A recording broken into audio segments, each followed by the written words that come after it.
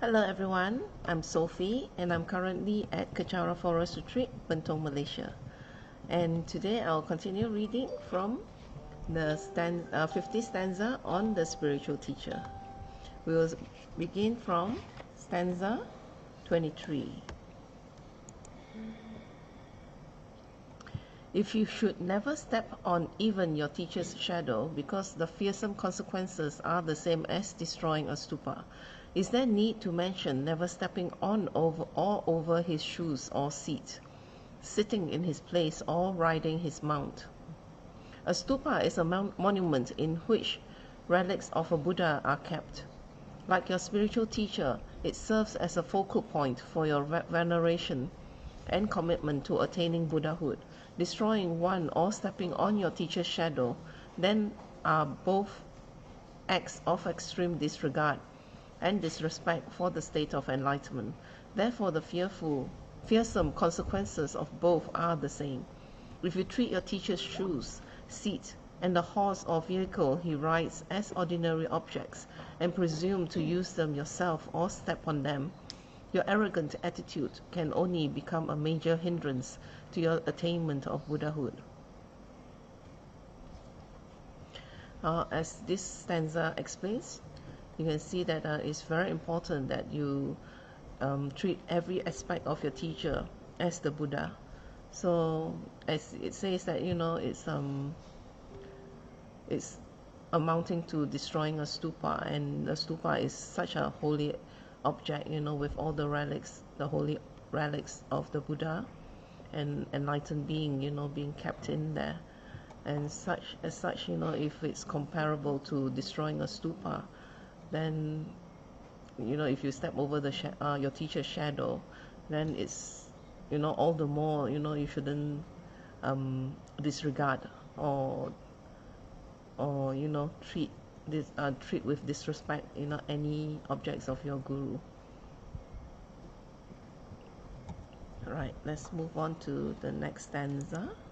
Stanza number 24. A disciple having great sense should obey the words of his teacher joyfully and with enthusiasm. If you lack the knowledge or ability to do what he says, explain in polite words why you cannot comply. It is from your spiritual teacher that actual attainments, higher rebirth, and happiness come.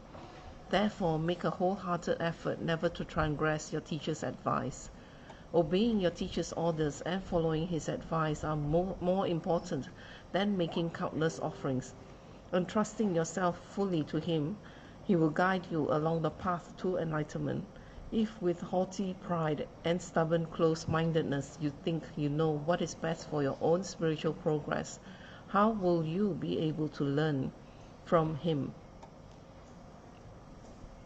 Well, it is very clear that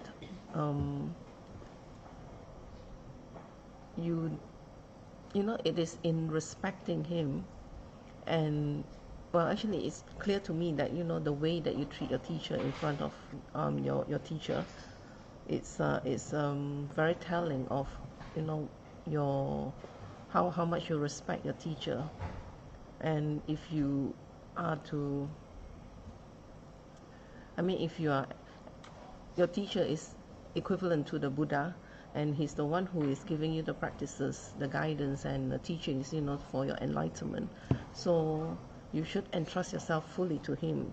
That means you should trust all his teachings and his and have great faith in him. So therefore, in that sense, you should really respect him, and as such, in respect that you are able to really gain the full or maximize the potential that you gain from your guru's teachings and guidance.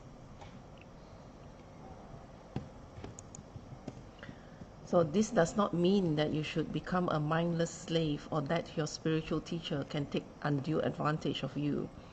As you are aiming for the complete freedom of enlightenment, there must also be freedom in the means of attaining it. You should never follow your teacher's wishes simply because you feel obligated or forced to obey. Rather, try to understand his intentions and aim. Your teacher will only tell you to do what is beneficial for yourself and others. What he asks may be difficult and its immediate purpose may not be obvious, but you should receive his advice joyfully and with deep gratitude for his concern.